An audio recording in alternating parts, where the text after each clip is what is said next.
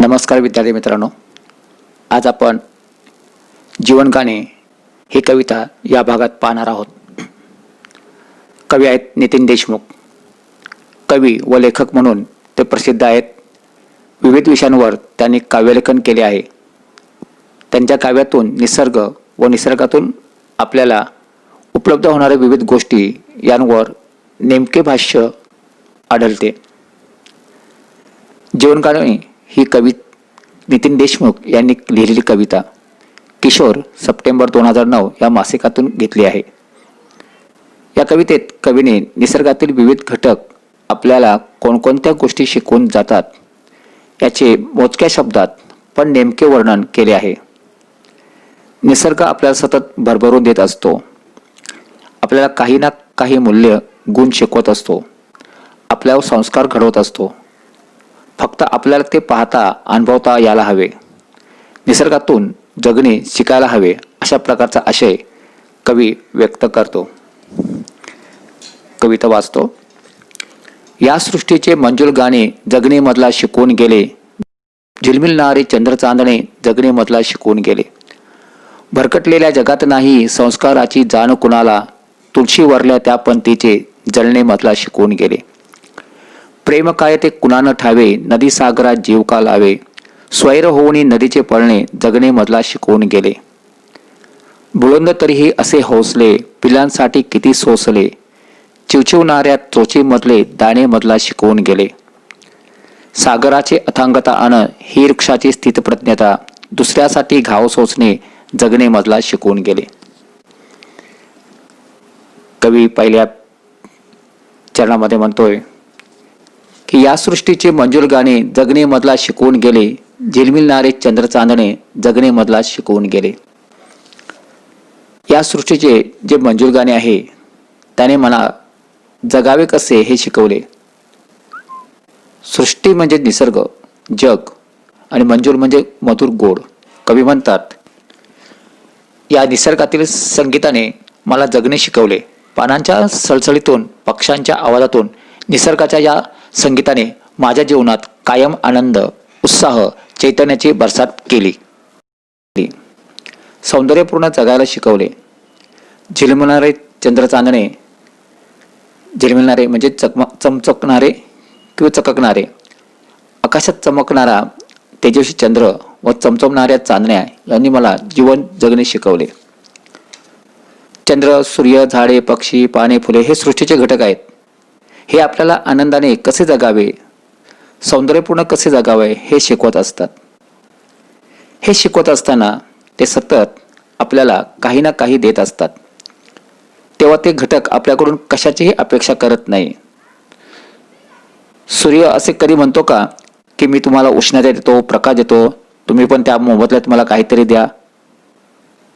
तर हे असे निसर्गातील जे घटक आहेत ते निस्वार्थीपणे आपल्याला देऊ करत असतात किंवा देत असतात.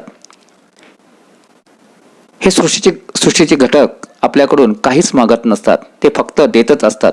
यातून आपल्याला चांगल्या गोष्टी शिकवत असतात. आपण सुद्धा स्वार्थ सोडून निस्वार्थीपणे आनंदाने जीवन जगले पाहिजे अशी शिकवण या निसर्गातून देत असतात. पुढचा. भरकटलेल्या जगात नाही संस्काराची जाण कुणाला. तुळशी वरल्या त्या पंथीचे जळणे मला शिकवून गेले.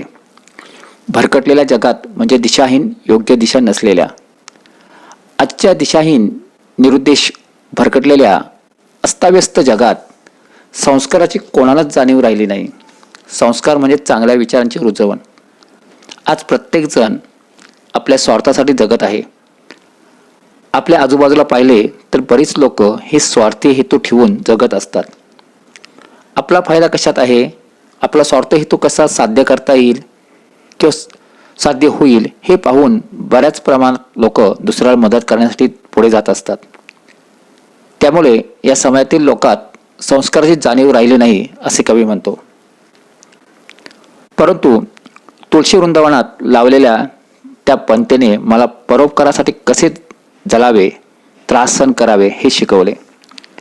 स्वतः जळून दुसऱ्यांना प्रकाश द्यावा ही शिकवण मला पंथीने दिली. आपल्या परीने सभोवतालचा अंधार नष्ट करावा, इतरांचे जग प्रकाशित करावे ही गोष्ट शिकविली.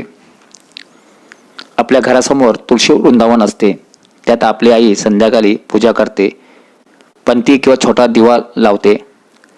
ही पंथी आपल्याला सांगते की स्वतःचा विचार करू नका, परोपकार करा, लोकांसाठी काहीतरी करा असा विचार ती देत असते. म्हणजे स्वतः त्रास घेऊन, कष्ट घेऊन इतरांना मदत किंवा सुख मिळेल असे काहीतरी केले पाहिजे. इतरांचे जग अधिक आनंददायी बनवण्याची प्रेरणा तिच्यापासून घेऊ शकतो व आपल्या जगण्याचा अर्थ मिळवून देऊ शकतो. पंथीचे जळणे आपल्याला ही गोष्ट शिकवते असे कवी प्रस्तुत चरणातून सांगत आहेत. पुढचं चरण. प्रेम काय ते कुणानं ठावे, नदी सागरा जीव का लावे, स्वैर होणी नदीचे पळणे जगणे मधला शिकून गेले. प्रेमाची व्याख्या कधी करता येत नाही. प्रेम म्हणजे नक्की काय हे कधीही कोणाला पूर्णपणे सांगता येत नाही. प्रेमाचे स्वरूप कोणाला माहीत नाही. आजच्या युगात खरे प्रेम काय असतं हे कोणालाच माहीत नाही. सगळे प्रेम हे मतलबी आहे, स्वार्थी झाले आहे. प्रत्येकजण स्वार्थापायी खोटे प्रेम दाखवत असते. थोडे काही कमी पडलं की रागवणे सुरू होते. तरीही नदी समुद्रात विलीन होते. ती समुद्रावरून जीव ओवाळून टाकते, त्याला समर्पित होते. प्रेमापोटी नदीचे सागरास मिळण्यासाठी स्वच्छंदी धावणे, स्वैर होऊन धावणे. मला जगायचे कसे, प्रेमात कसे समर्पण करावे ते शिकून गेले असे कवी म्हणतो. पुढे कवी म्हणतात की नदीकडून मी इतरांसाठी समर्पण कसे करावे हे शिकवून टाकले. नदी धावत धावत समुद्रात जाऊन मिळते आणि ती एकदा समुद्रात मिळाली की ती विलीन झाली की तिचे नावही राहत नाही, स्वतःचे अस्तित्वही ती ठेवत नाही, फक्त त्या समुद्राचेच नाव राहत असते. अशा प्रकारे निस्वार्थी प्रेम नदी समुद्रावर करत असते. असे निस्वार्थी प्रेम माणसात दिसून येत नाही असे या ठिकाणी कवीला म्हणायचे आहे. आणि म्हणून आपण सुद्धा प्रेम करताना त्या नदीसारखे निस्वार्थी प्रेम करणं गरजेचं आहे. पुढचं चरण. बुलंद तरीही असे हौसले, पिल्लांसाठी किती सोसले, चिवचिवणाऱ्या चोचीमधले दाणे मधला शिकून गेले. बुलंद म्हणजे विराट, प्रचंड. हौसले म्हणजे इरादा, इच्छा. म्हणजेच आपल्या मुलांबाळांचे भले व्हावे म्हणून पालकांनी मनात बाळगलेल्या विराट इच्छांना बुलंद हौसले असे म्हटले. आपल्या मुलांसाठी किंवा मुलाबाळांसाठी विराट इच्छांची पूर्तता करण्यासाठी सगळे सहन केले. आपल्या लहानग्या पिलांसाठी त्याच्या आईवडिलांनी प्रचंड कष्ट सोसले. पिलांना चारा पाणी मिळावे म्हणून पक्षी खूप खटपट करतात. अशा चिवचिवणाऱ्या छोट्या छोट्या चोचींची भूक भागवण्यासाठी कितीही त्रास सहन करावा लागला तरी पक्ष्यांचा निर्धार टिकून असतो, मनोधैर्य भक्कम राहते. या गोष्टीने मला जगणे शिकवले असे कवी या चरणातून सांगत आहे. पुढचे चरण. सागराची अथांगता आणि ही वृक्षाची स्थितप्रज्ञता, दुसऱ्यासाठी घाव सोसणे जगणे मला शिकून गेले. सागराची अथांगता. अथांगता म्हणजे अमर्यादपणा, विशालता, ज्याचा थांगपत्ताही लागत नाही असा. वृक्षाची स्थितप्रज्ञता. स्थितप्रज्ञता म्हणजे सुखदुःख समान मानणारा, कोणत्याही परिस्थितीत शांत संयमी राहणारा, अविचल. कवी सांगतो की समुद्राची विशालता आणि झाडांची अविचलता मला दुसऱ्यांसाठी घाव कसे झेलावे हे शिकवून गेले. आपण जर पाहिले तर समुद्र किती मोठा आहे, विशाल आहे. त्यामध्ये आपण काही टाकले तरी ते सागर डगमगत नाही. अनेक शहरे समुद्रात भराव करून उभी राहिलेली आहेत. त्याचप्रमाणे प्राणी, वनस्पती, मासे, शंख, शिपले समुद्रात आहेत. या सर्वांना सामावून घेत असते. तसेच आपले मनही मोठे केले पाहिजे. म्हणजेच या समुद्रासारखे आपले मनही मोठे केले पाहिजे. सर्व लोकांना आपल्या मनामध्ये स्थान दिले पाहिजे. आपल्या मनात प्रत्येकाबद्दल आपुलकी, प्रेम असायला पाहिजे. तसेच झाड या निसर्गातील एका महत्त्वाच्या घटकातून परोपकारी वृत्ती, स्थितप्रज्ञता या गुणांसोबतच दुसऱ्यासाठी घाव सोसण्याची सहनशीलता वृत्ती हा गुणही शिकण्यासारखा आहे. झाड सदैव इतरांच्या उपयोगी पडते. ते त्याची जोपासना करणाऱ्या आणि त्याच्यावर कुऱ्हाड चालवणाऱ्या दोघांनाही समान वागवते, दोघांनाही मदत करते. झाड स्वतःवर कुऱ्हाड चालवणाऱ्या व्यक्तीचा राग तर करत नाहीच, उलट स्वतःचे लाकूड इतरांच्या उपयोगी पडावे याकरता ते स्वतः कुऱ्हाडीचे घाव ही सहन करते. झाडाचा हा दुसऱ्यांसाठी झिजण्याचा, कष्ट सोसण्याचा, स्वतः जखमी होऊन त्रास सहन करूनही दुसऱ्याला मदतरूप ठरण्याचा गुण ओलीर चरणातून कवी स्पष्ट करत आहे.